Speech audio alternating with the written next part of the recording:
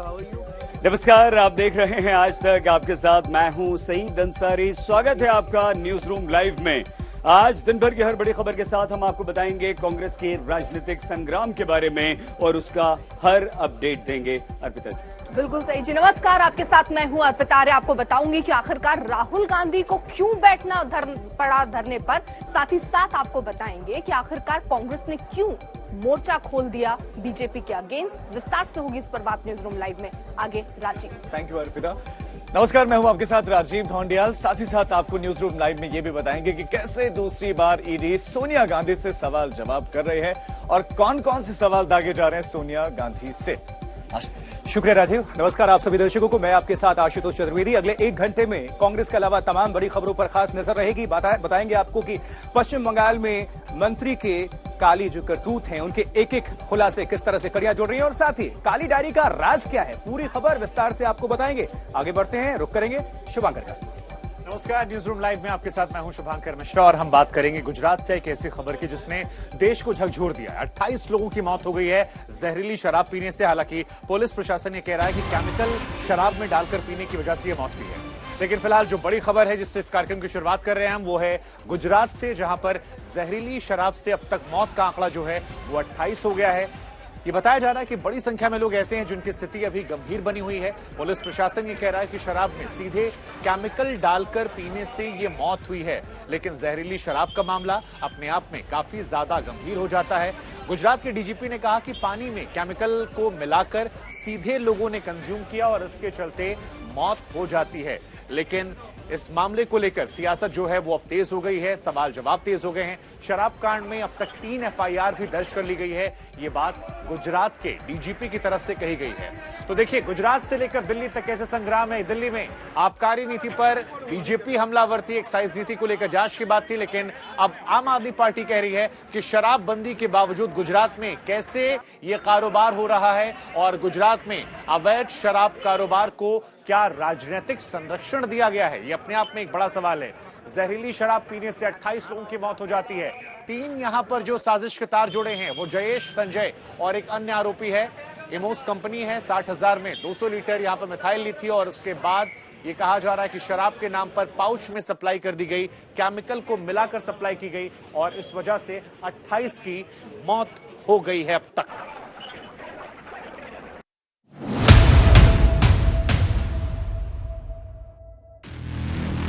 गुजरात में जहरीली शराब कांड।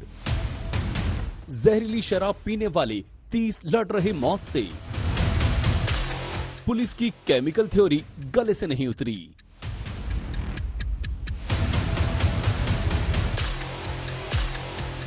गुजरात के बोटाद जिले के रोजित गांव में जहरीली शराब ने तांडव मचा दिया है। जहरीली शराब पीने से यहां मरने वालों की संख्या लगातार बढ़ती जा रही है।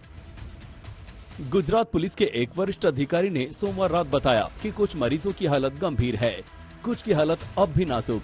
पुलिस से जुड़े सूत्रों के मुताबिक अभी 30 लोगों का विभिन्न अस्पतालों में इलाज चल रहा है। इलाज करा रहे एक पीड़ित के घर वालों के मुताबिक रविवार रात रोजित गांव में शराब पीने के कुछ घंटे बाद ही सबकी हालत बिगड़ने लगी। उधर पुलिस का दावा है कि ये हादसा जहरीली शराब से नहीं बल्कि केमिकल पीने से हुआ है। बताया जा रहा है कि पुलिस ने एक आरोपी को पकड़ा है जिसका दावा है कि शराब फैक्ट्री में मेथनॉल की आपूर्ति की जा रही थी। ये केमिकल अहमदाबाद से सीधे सप्लाई किया जाता था और उसी की वजह से ये हादसा हो गया। पिछले रात 11 बजे से लेकर सुबह 6 बजे तक करीबन 12 दर्दी को सिविल अस्पताल में लेके आए गए। वो सारे दंदुगा के आसपास के गांव के लोग हैं। एज ग्रुप बताऊंगा तो दो लोग हैं जो 30 साल से कम उम्र के हैं, 5 लोग 40 के कम उम्र के हैं और बाकी के 5 लोग 50 के से कम उम्र के हैं। और ये सारे लोग में से 6 दर्दी जो बिल्कुल स्टेबल है, स्वस्थ है, जिनको कुछ ज़्यादा मॉनिटरिंग की भी जरूरत नहीं है, लेकिन हाँ उनको ऑब्जर्व करेंगे, कोई डिलेड इफेक्ट होती है तो उसको हम पकड़ पाए। बाकी के 6 लोग हैं जिसपे थोड़ा सा एसिडोसिस देखा गया था, इसीलिए उनको एक डोज वो मतलब फर्स्ट एक डायलिसिस किया गया है। अभी जो बाकी के रिपोर्ट इवनिंग में करेंगे, कल करेंगे, उस हिसाब से फर्दर प्लान डिसाइड होगा। इस मामले में पुलिस ने अभी तक 10 लोगों को गिरफ्तार किया है। साथ ही गुजरात आतंकवाद रोधी दस्ता और अहमदाबाद अपराध शाखा भी जांच में शामिल हो गई है। ज्यादातर लोग भावनगर में सर तकसीजी अस्पताल में भर्ती हैं। उनमें से कुछ की हालत नाजुक है। पुलिस ने बताया कि इस सिलसिले में दुर्घटनावश मौत का मामला दर्ज किया गया है और कुछ लोगों को पूछताछ के लिए हिरासत में लिया गया है। इस बीच जैसे ही त्रासदी की खबर गांधीनगर पहुंची, मुख्यमंत्री भूपेंद्र पटेल ने एक उच्च स्तरीय बैठक बुलाई। सूत्रों के मुताबिक वरिष्ठ पुलिस अधिकारियों, फॉरेंसिक विशेषज्ञों और स्वास्थ्य अधिकारियों को बोटाद जाकर हालात का जायजा लेने के निर्देश दिए गए हैं। सवाल यही है कि शराबबंदी के बावजूद राज्य में शराब कैसे और कौन बेच रहा है। गुजरात में 1960 से ही शराबबंदी लागू कर दी गई थी। 2017 में गुजरात सरकार ने शराबबंदी से जुड़े कानून को और कठोर कर दिया था। कोई गैर कानूनी तरीके से शराब की बिक्री करता है तो उसे 10 साल कैद और 5 लाख रुपए जुर्माने की सजा हो सकती है। गुजरात में शराबबंदी के बाद इस जहरीली शराब कांड को लेकर अब सियासी दावपेच और आरोप का सिलसिला तेज हो गया है। प्राथमिक जो बात सामने आई, इसमें 3 से ज्यादा लोगों की मौत हुई है। बहुत चिंता का विषय है। गांधी सरकार के गुजरात में नशाबंदी का कानून भाजपा की भ्रष्ट सरकार की वजह से कागज पे है। भाजपा की इच्छा शक्ति का अभाव है या सोच समझ के भाजपा ऐसे असामाजिक तत्वों को बेरोक-टोक दारू का धंधा रोजगार कर सके, इसके लिए ये पूरी व्यवस्था को छिन-भिन कर रखी है। राज्य में शराब की बिक्री पर पाबंदी है। ऐसे में इस शराब कांड ने संतरी से लेकर राज्य के मंत्री तक सभी को सवालों के घेरे में लाकर खड़ा कर दिया है। गोपी मणियार, अहमदाबाद, आज तक। गुजरात के अंदर गुजरातियों को शराब नहीं मिलती है, वो ड्राई स्टेट है, बाहर से जाने वालों को मिल जाती है, लेकिन जिनकी मौत हुई है वो गुजराती हैं। कई सारे सवाल खड़े होते हैं। सही, बिल्कुल शुभांकर। और आइए सीधे हम बोटाड लिए चलते हैं, जहां पर हमारे संवाददाता सौरभ वक्तानिया इस वक्त पहुंच चुके हैं और यहीं पर यह घटना हुई है। सौरभ, शराबबंदी है ना गुजरात में, तो शराबबंदी के बाद इतनी भारी तादाद में वहां पर अवैध शराब बन रही है और वो भी जहरीली, क्या कर रहा था पुलिस प्रशासन अभी तक? जी सईद, अगर जो मैं आपको बता दूं तो पुलिस प्रशासन कुछ भी नहीं कर रहा था। जिस गांव में इस वक्त हम मौजूद है, रोजित गांव में, यहाँ पर सबसे ज्यादा लोगों की मौत हुई है और यहाँ की आप सीधी तस्वीरें देखिए कि किस तरीके से परिवार पूरी तरीके से उजड़ गए हैं, बुरी तरीके से महिलाएं रो रही है और एक ही परिवार में से मैं आपको बता दूं 2-2, 3-3 लोगों की मौत हुई है और हालत इतने ज्यादा खराब है सईद कि आपको मैं बयान नहीं कर सकता।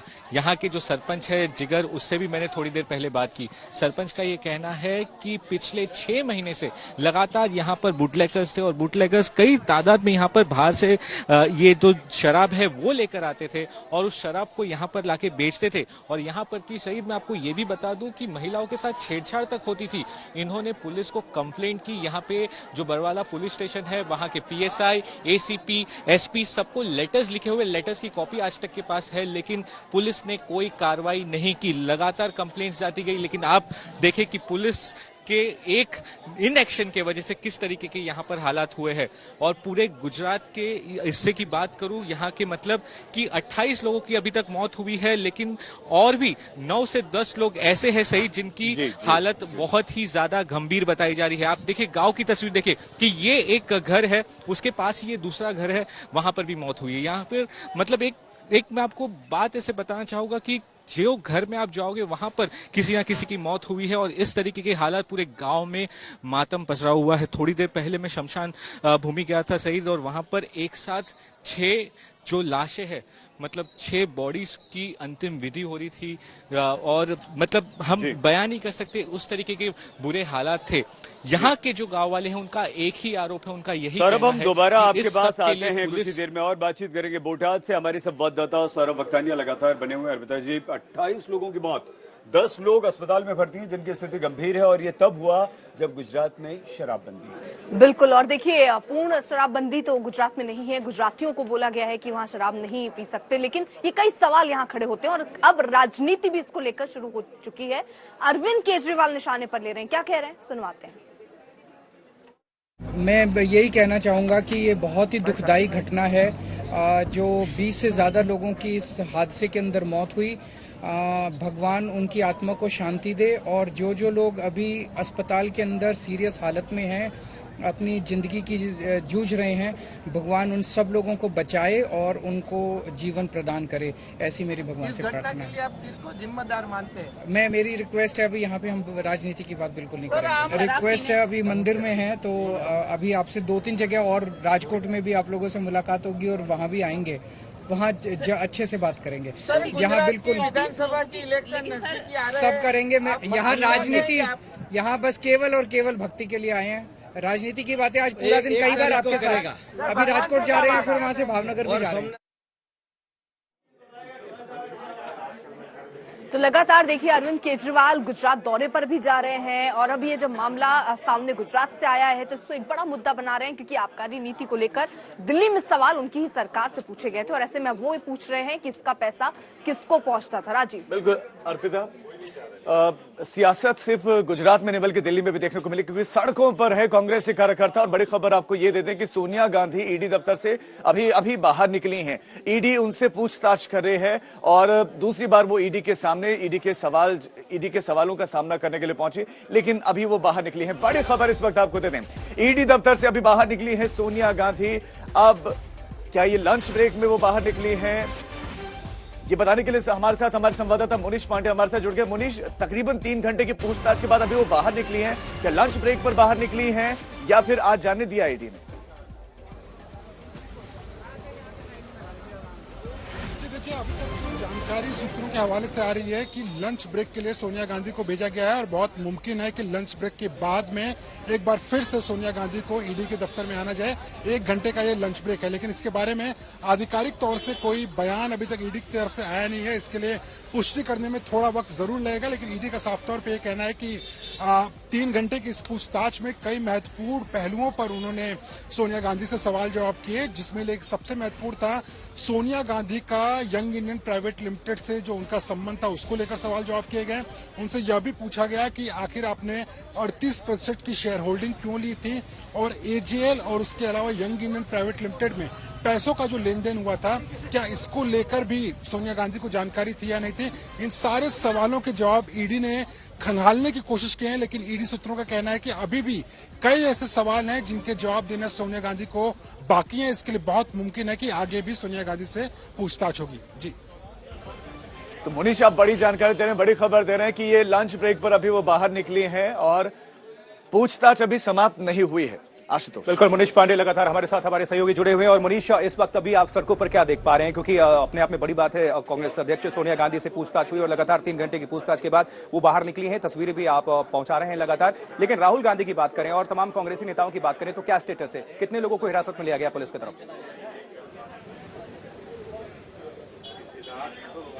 जी देखिए, राहुल गांधी को किंग्सवे कैंप में हिरासत में पुलिस ने रखा हुआ है और राहुल गांधी के साथ में कई ऐसे बड़े नेता और एमपी हैं जिनको की हिरासत में लिया गया है।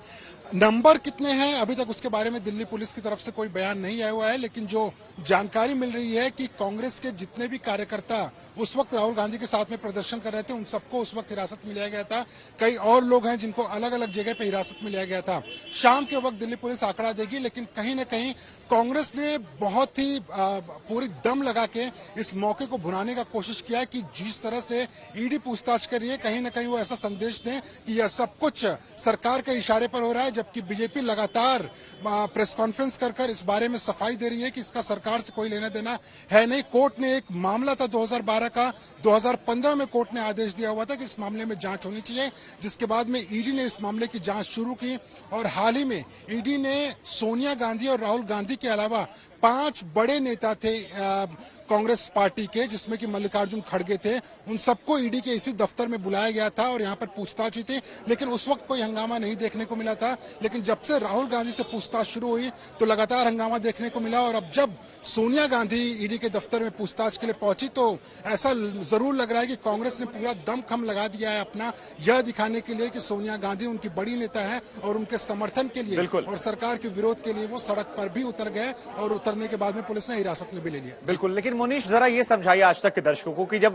पहली बार सोनिया गांधी से पूछताछ हुई तो हमने देखा कि वो सोनिया गांधी के मसले को आधार बनाकर प्रोटेस्ट कर रहे थे, लेकिन आज एक बदली हुई रणनीति के तहत प्रोटेस्ट किया गया। आज जनता के मुद्दों को आगे रखा गया, तो इसके पीछे मंशा क्या थी? क्या समूचे विपक्ष का साथ लेने के लिए या बीजेपी के उन आरोपों से बचने के लिए? जहां बीजेपी कहती थी कुछ गलत नहीं किया तो फिर डर क्यों रहे हैं? क्योंकि आज एक नई स्ट्रेटजी हमें देखने को मिली है, इसके पीछे वजह क्या लगी? जी देखिए, इसके पहले भी हमने देखा हुआ है कि जब राहुल गांधी आए थे या पहली बार सोनिया गांधी भी आई थी तो कांग्रेस पार्टी का समर्थन करने के लिए विपक्ष का कोई बड़ा नेता सड़क पर नहीं उतरा था। हाँ, टीवी चैनलों के माध्यम से बयान जरूर आए थे, लोगों ने ईडी और इनकम टैक्स और सीबीआई को निशाना बनाया था, लेकिन अभी तक ये साफ नहीं हो पाया था कि आखिरकार जो बाकी की विरोधी पार्टियां हैं वो कांग्रेस के साथ में क्यों नहीं आ रही हैं। इसी के लिए कांग्रेस को कहीं ना कहीं ये लगा कि अगर सिर्फ सोनिया गांधी या राहुल गांधी, क्योंकि देखिए इसके पहले मैं बता रहा था कि मल्लिकार्जुन खड़गे को इसी मामले में बुलाया गया, वरिष्ठ नेता है कांग्रेस के, लेकिन उस वक्त खुद कांग्रेस के कोई भी कार्यकर्ता सड़क पर हमें नहीं दिखाई दिए थे। इसी ईडी दफ्तर के बाहर मौजूद थे, हमने मल्लिकार्जुन खड़गे से उस दिन बात भी की थी, लेकिन उनके साथ भी कोई कार्यकर्ता नहीं था। मनीष, आप हमारे साथ बने रहे। हिमांशु मिश्रा का हम रुख कर लेते हैं। इस वक्त बड़ी जानकारी मिल रही है किंग्सवे कैंप से, क्योंकि राहुल गांधी को हिरासत में लिया गया है और वहां पर कांग्रेसी कार्यकर्ता धरना प्रदर्शन पर उतर आए हैं। किस तरह की तस्वीर, क्या जानकारी है हिमांशु?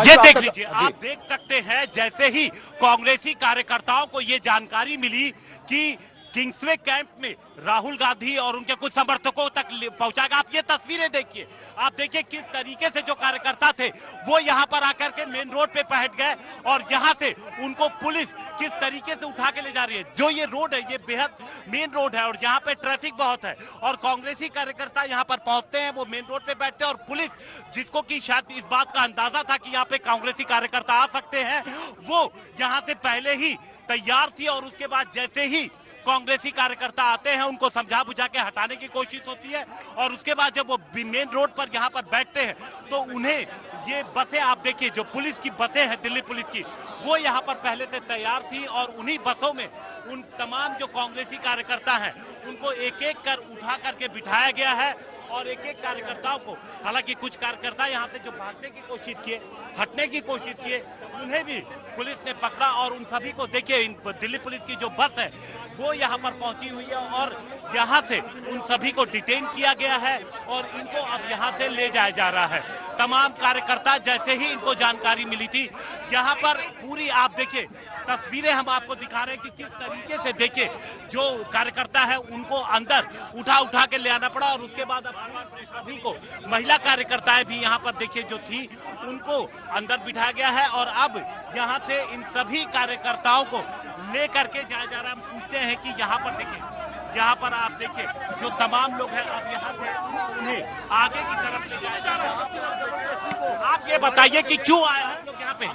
देखिए राहुल जी के पास आएंगे, आपसे जानकारियां लेंगे। सावन के महीने में कांवड़ यात्रा चल रही है। उत्तर प्रदेश के अलग अलग शहरों से कांवड़ की तस्वीरें जो आ रही हैं वो आकर्षित करने वाली हैं, क्योंकि जगह जगह पर इनका स्वागत किया जा रहा है, कहीं लंगर लगाया जा रहा है, कहीं फूल बरसाए जा रहे हैं और सबसे विशेष बात यह कि पुलिस के तमाम आला अधिकारी जो हैं वो भी इन कांवड़ियों पर फूल बरसाने और स्वागत में लगे हुए नजर आए।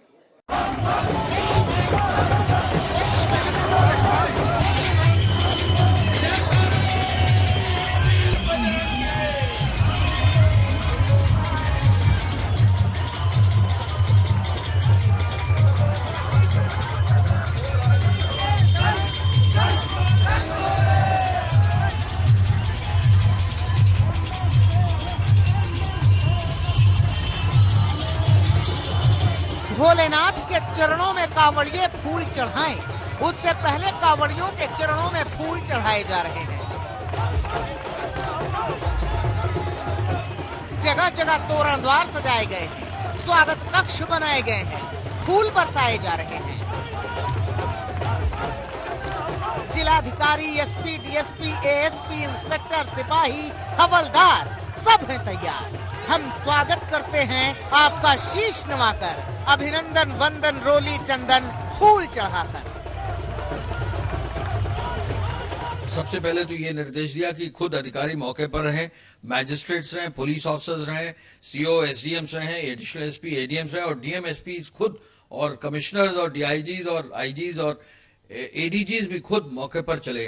जहां जहां कांवड़ यात्राएं हैं, जो एनएच हैं, बाकी सब जो पीडब्ल्यूडी की सड़कें हैं, सब सड़कों की मरम्मत कराई गई। जितने कांवड़ कैंप हैं उन पे कांवड़ जो संघ हैं उनके साथ बैठक करके उनकी अनुमति दी गई और सभी जगह जहां जहां जरूरत थी ट्रैफिक के डाइवर्जन की व्यवस्था सुनिश्चित की गई। तो बाकी काम बाद में होगा। सबसे जरूरी चीज ये है कि किसी भी अधिकारी के क्षेत्र में किसी भी कांवड़ियों को किसी भी तरह की कोई भी दिक्कत नहीं होनी चाहिए। इसीलिए पलक पावड़े बिछाए बैठे हुए हैं साहब। आओ मेरे नाथ, तरस गई अखियां। खुद माननीय मुख्यमंत्री जी आज बागपत की तरफ निकलकर पुष्प वर्षा कांवड़ियों पर जो है सुनिश्चित करा रहे हैं। इसके अलावा मेरठ और बागपत क्षेत्र में जो है हेलीकॉप्टर से पुष्प वर्षा अलग से भी मुख्यमंत्री जी के आदेश से हो रही है। जाहिर सी बात है कि सीएम साहब का आदेश अधिकारी कैसे नहीं मानेंगे, और मानेंगे क्या, मान रहे हैं। अमरोहा में ब्रिजघाट के सब इंस्पेक्टर को देख लीजिए। एक कांवड़िये की सेवा पूरे भक्ति भाव से कर रहे हैं, पैर दबा रहे हैं, मालिश कर रहे हैं और पुण्य कमा रहे हैं। तो क्या हुआ जो बाबा धाम नहीं जा पाए, यहीं पर सेवा करके सुख उठाएं, है कि नहीं?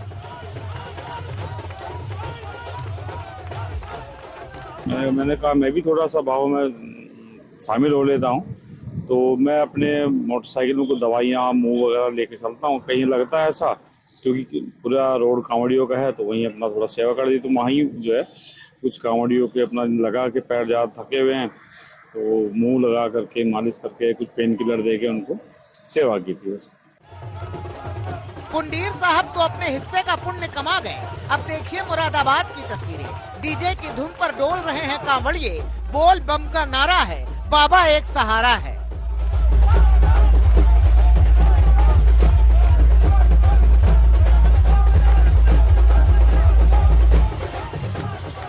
इन कांवड़ियों पर ये जो फूलों की बरसात हो रही है, उसका इंतजाम मुरादाबाद के एसडीएम और एडीएम ने किया है। कांवड़ियों पर फूल बरसाएंगे, मोक्ष कमाएंगे, है कि नहीं?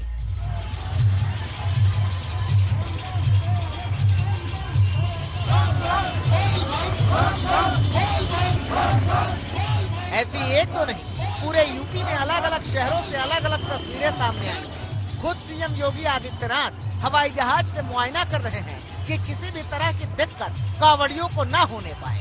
और सच पूछिए तो जिले के अधिकारी भी मंत्रमुग्ध हैं, भोले मय हैं। आज तक ब्यूरो। कोरोना के मामले अब एक बार फिर से बढ़ रहे हैं और इसीलिए अब डर भी बढ़ता हुआ नजर आ रहा है। लेकिन राहत की बात यह है कि ये बहुत घातक या खतरनाक अब नहीं दिख रहा।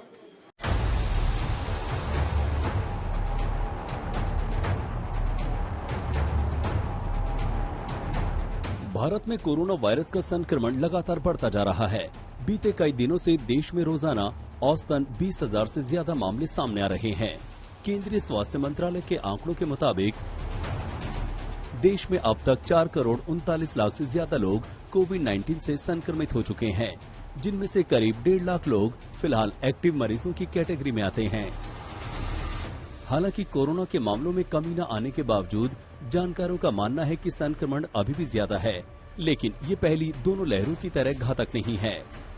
जो इन्फेक्शस रेट है वो बहुत कम हो गया है और जिसको इन्फेक्शन आ रहा है वो उसका जो परिणाम है वो काफी कम है।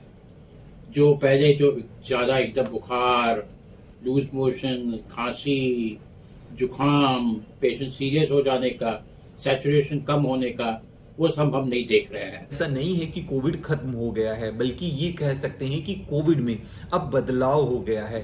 वैक्सीनेशन कवरेज और नेचुरल इम्यूनिटी के साथ साथ नए वेरिएंट के माइल्ड इन्फेक्शन की वजह से अब ये फर्स्ट और सेकंड वेव जितना डेडली नहीं है। लेकिन क्योंकि ये एक ऐसा वायरस है जो लगातार अपने रूप में बदलाव कर रहा है, इसलिए पूरी तरह प्रिडिक्ट कर पाना पॉसिबल नहीं है। कोरोना वायरस के ज्यादा घातक न होने की बड़ी वजह वैक्सीन को माना जा रहा है।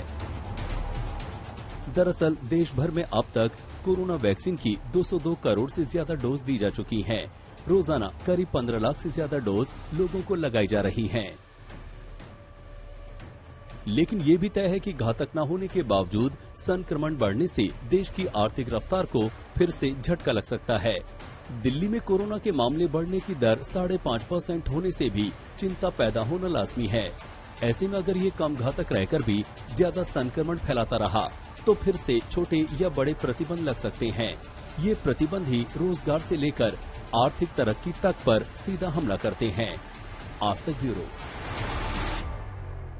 बड़ी खबर इस वक्त आ रही है, राज्यसभा के 10 सांसदों को सस्पेंड कर दिया गया है। एक बार फिर से हंगामा, शोर शराबा, 10 को सस्पेंड किया गया है और वो ये जो 10 सांसद हैं इन लोगों को सस्पेंड किया गया है 1 हफ्ते के लिए। हालांकि ये खबर भी आ रही है कि 11 भी हो सकते हैं, लेकिन बताया जा रहा है कि ये 10 हैं, 11वां कौन है उस बारे में भी जानकारी नहीं मिल पाई है। और इन लोगों को लगातार सदन नहीं चलने देने के लिए, शोर शराबा और हंगामे के लिए इन्हें सस्पेंड किया गया है। अबीर बिश्वास, मौसम नूर, सुष्मिता देव, शांता छेत्री, हक सेन, मोहम्मद अब्दुल्ला, AR रहीम, यादव और ये सारे जो सांसद हैं इन्हें निलंबित किया गया।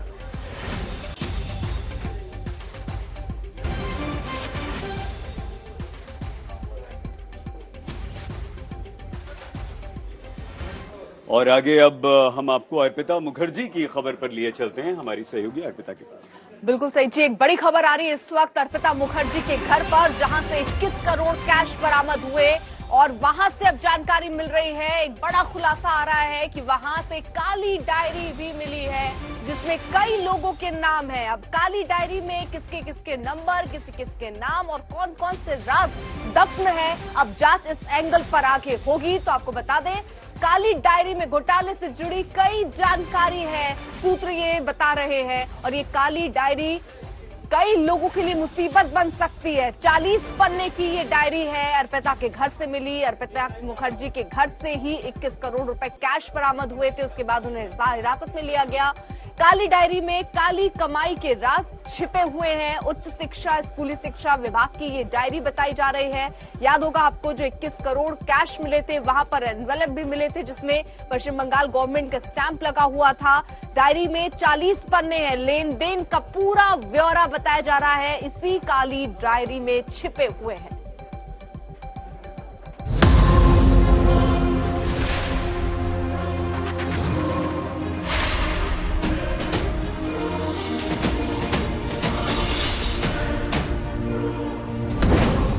काली डायरी में शिक्षा घोटाले के हर राज।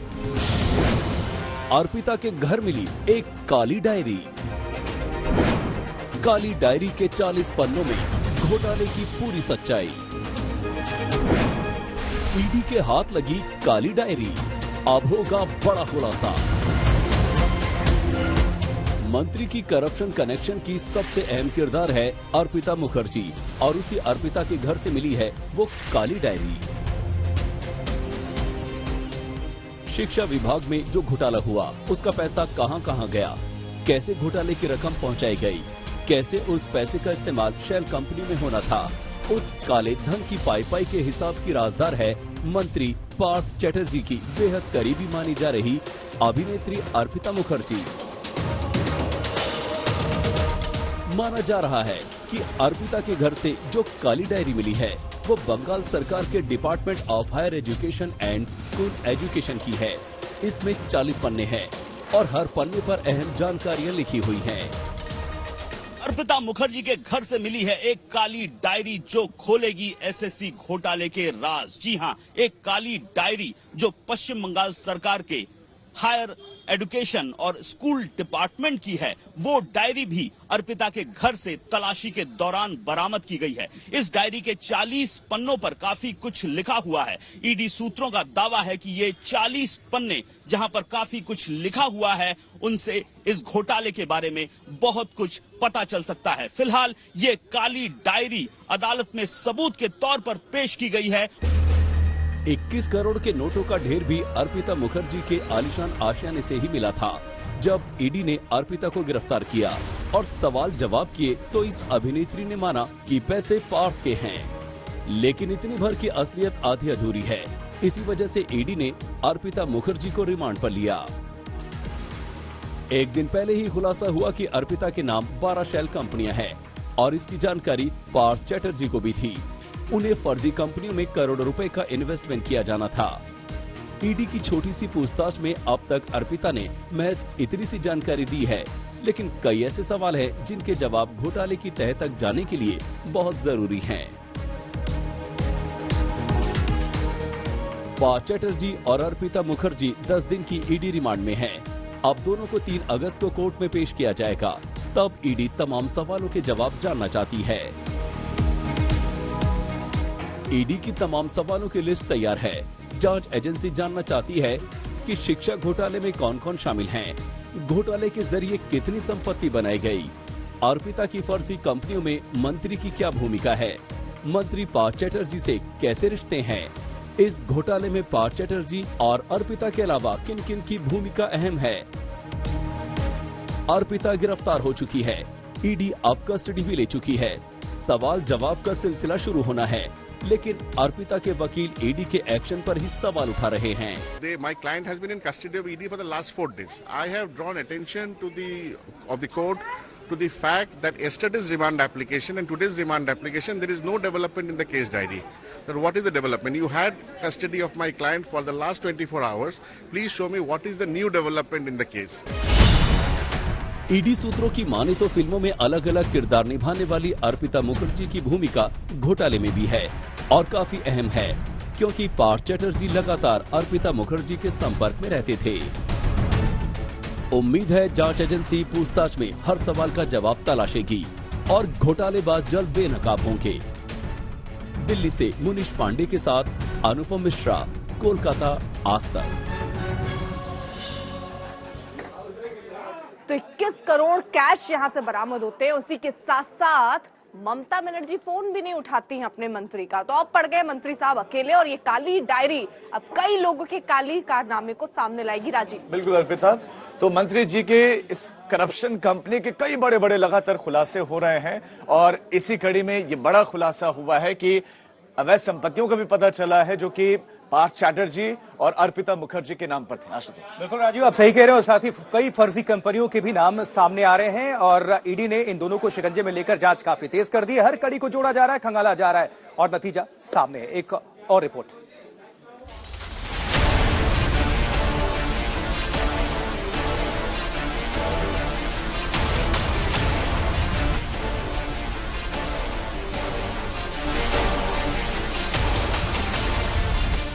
एक मंत्री,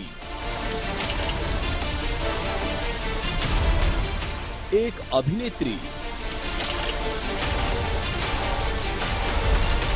और करोड़ों का घोटाला।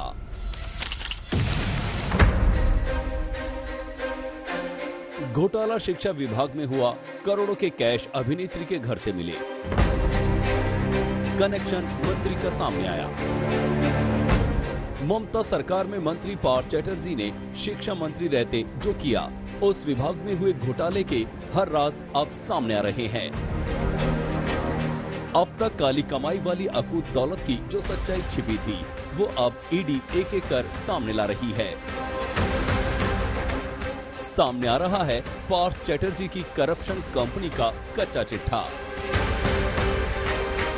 पूरा खुलासा आपको बताते हैं और दिखाते हैं कि कैसे सरकारी स्कूलों में स्टाफ की बहाली के खेल से काली कमाई कर तिजोरी भरी जा रही थी। जिस विभाग में घोटाले का खुलासा हुआ है, उसकी शुरुआत 2016 में हुई थी। उस वक्त महकमे के मंत्री थे पार्थ चैटर्जी।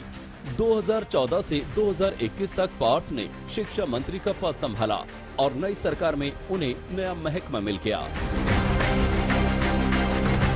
लेकिन ईडी ने हाल ही में एक्ट्रेस अर्पिता मुखर्जी के घर से 21 करोड़ से ज्यादा रुपयों की बरामदगी की, तो सभी के होश उड़ गए। एक साथ इतनी बड़ी रकम बरामद होने के बाद बंगाल की सियासत में भूचाल आ गया। ईडी ने जांच तेज कर दी और अब जो सबसे नई जानकारी सामने आई है, उसे सुनकर हर किसी का हैरान होना स्वाभाविक है। कई संपत्ति पार्थ चैटर्जी और उनकी करीबी अर्पिता मुखर्जी के नाम पर है। पार्थ चैटर्जी के घर से अर्पिता के फ्लैट के कागजात बरामद किए गए हैं। कुछ संपत्ति दोनों ने 2012 में खरीदी थी। अर्पिता मुखर्जी 12 फर्जी कंपनी चला रही थी और सबसे बड़ा खुलासा ये कि अर्पिता ने पूछताछ में माना है कि जो कैश उसके घर से मिले वो पार्थ के थे। अर्पिता के घर से मिला कैश तो सिर्फ एक ट्रेलर है, पूरी फिल्म अभी बाकी है और ये फिल्म तब पूरी होगी जब 120 करोड़ रुपए का पता चलेगा। जी हाँ, यही सनसनीखेज दावा ईडी की ओर से अदालत में किया गया है कि ये पूरा घोटाला 120 करोड़ रुपए के आसपास का है और अभी सिर्फ 20 करोड़ के आसपास बरामद हुए हैं, बाकी के 100 करोड़ का पता लगाना बाकी है। सिर्फ यही नहीं, इससे भी बड़ा सनसनीखेज दावा किया गया है कि अर्पिता मुखर्जी और मंत्री पार्थ चैटर्जी दोनों फोन पर लगातार बातचीत करते थे और उन दोनों के साझा हस्ताक्षर की कुछ दलीलें भी, प्रॉपर्टी की दलीलें भी बरामद हुई हैं, जिसका ब्यौरा अदालत में ईडी ने पेश किया है। जिन 21 करोड़ से ज्यादा रुपयों के बारे में खुलासा हुआ है कि वो पार्थ चैटर्जी के हैं, उसे लेकर कुछ और सच्चाई भी सामने आई है। जानकारी के मुताबिक जो रुपए अर्पिता के घर से मिले वो सभी अर्पिता के नाम पर मौजूद 12 शेल कंपनियों में लगाए जाने थे। इसी वजह से रुपयों का इंतजाम किया गया था और छापेमारी से ठीक पहले 1-2 दिन के अंदर ही रुपयों को अर्पिता के घर से हटाने की तैयारी थी। लेकिन उससे पहले ही ईडी को इसकी भनक लग गई और 2 दिनों की लंबी छापेमारी के बाद साफ हो गया कि इन रुपयों का करप्शन कंपनी से कनेक्शन है। सूत्रों की माने तो करोड़ों रुपए कैश को लेकर जब ईडी ने अर्पिता मुखर्जी से पूछताछ की तो शुरुआत में तो आनाकानी करती रही, लेकिन जब ईडी के अधिकारियों ने गहनता से पूछताछ की तो अर्पिता मुखर्जी ने इस बात को कबूला कि दरअसल ये करोड़ों रुपए के कैश किसी और के नहीं बल्कि पार्था चैटर्जी के हैं। लेकिन पार्थ चैटर्जी और अर्पिता मुखर्जी पर खुलासे की लिस्ट यही नहीं थमती। आरोप और भी हैं और हर आरोप बेहद गंभीर है। सूर्याग्नि रॉय और इंद्रजीत कुंडू के साथ अनुपम मिश्रा, कोलकाता, आज तक।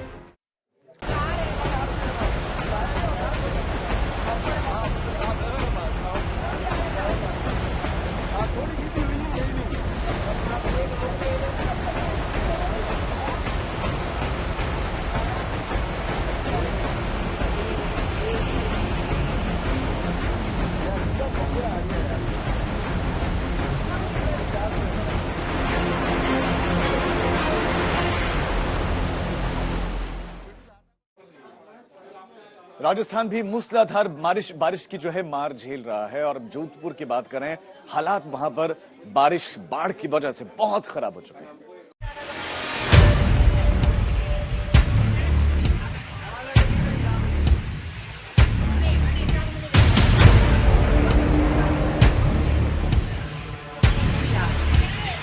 ऐसा लगता है मानो आसमान फट पड़ा हो या कोई बांध टूट गया हो।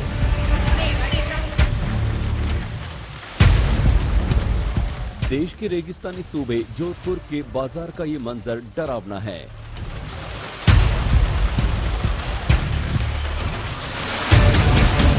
जोधपुर के खंडा फलसा से जालोरी गेट के बीच बाजार के संकरे रास्तों पर पानी इस रफ्तार से बह रहा है मानो कोई बरसाती नाला हो।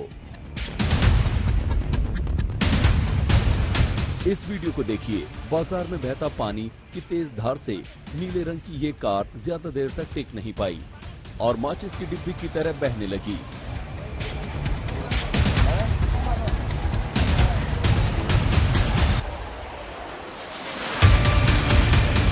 इस मंजर को अलग अलग कैमरे से देखिए।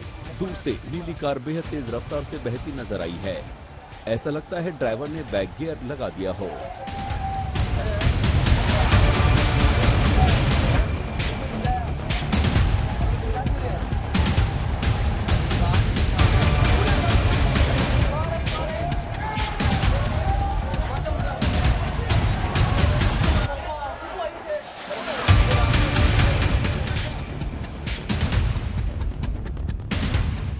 अब उसी घटना को करीब के कैमरे से देखिए। अपनी दुकानों के बाहर खड़े लोग बेबसी में कार को बहते हुए देख रहे हैं। किसी की हिम्मत नहीं हो रही रोकने की। किसी कार का सड़क पर इस तरह बहना अपने आप में ये बताने के लिए काफी है कि बारिश कितनी हुई होगी।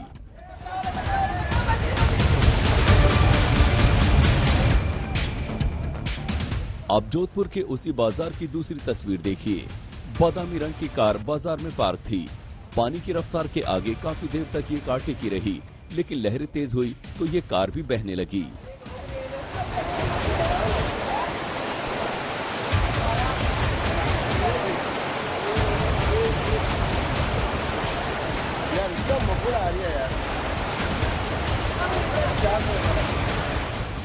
अब इस वीडियो को देखिए। कार की छत तक पानी पहुंच चुका है। तस्वीरों को देखकर समझा जा सकता है कि किस कदर त्राहिमाम मचा है।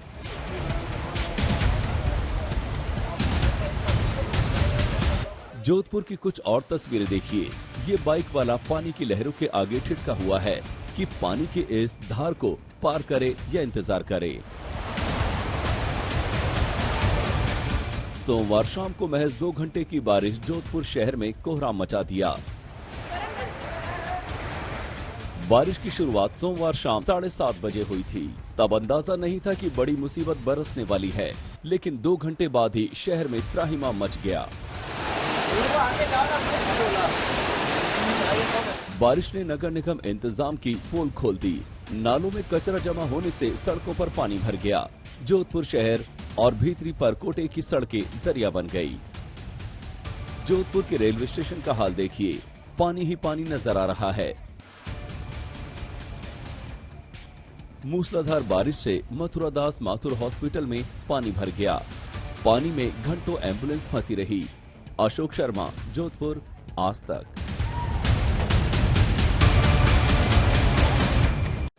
राजस्थान के टोंक की अगर बात करें तो टोंक में भी सैलाब का सितम देखने को मिल रहा है। लोग काफी परेशान हैं और इस संकट की घड़ी में लोग एक दूसरे के लिए मदद को आगे आ रहे हैं।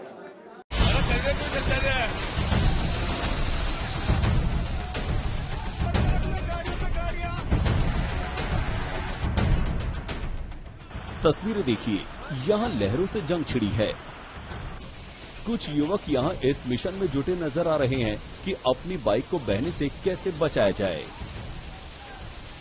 ये राजस्थान के टोंक के टोडा रायसी कस्बे का बाजार है। बाजार में सैलाब है। पिंक शर्ट वाला ये लड़का अपनी बाइक पकड़े खड़ा है। तभी उसकी मदद को चेक शर्ट वाला दूसरा लड़का आता है। साफ लग रहा है मिशन बाइक बचाओ आसान नहीं है। तभी सामने आता है ये मंजर। सफेद शर्ट वाला एक लड़का पानी की धार में बह जाता है। टोंक में जल तांडव की कुछ और तस्वीरें देखिए। भारी बारिश से यहाँ एक युवक बहता नजर आ रहा है। उसके साथ साथ एक ड्रम भी बह रहा है। इस तस्वीर को देखिए।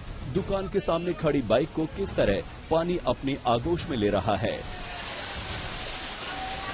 इसकी दूसरी तस्वीर और भी हैरान करने वाली है। ये शख्स बीच बाजार में पानी में ऐसे बह रहा है मानो कोई वाटरफॉल हो।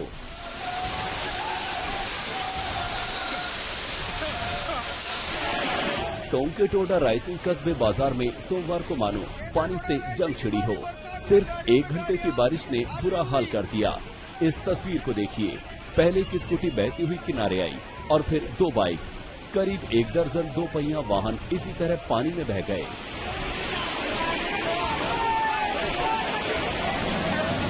राजस्थान के कोचिंग हब के नाम से मशहूर कोटा जिले की ये तस्वीर भी हैरान करने वाली है।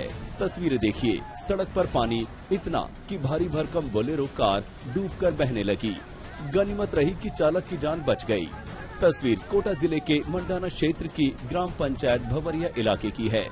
भारी बारिश के बाद रावठा से नया गांव और सोहनपुरा को जोड़ने वाले रास्ते पर मुकुंदपुरा अभ्यारण्य का पानी इस रफ्तार से पहुंचा कि देखते ही देखते सड़क समंदर बन गई। शुरू की तस्वीर देखिए। बोलेरो कार पानी में फंसी तो है, लेकिन पानी उतना नहीं है। लेकिन अगली तस्वीर में बोलेरो का सिर्फ ऊपरी हिस्सा नजर आ रहा है। देखते रहिए आज तक।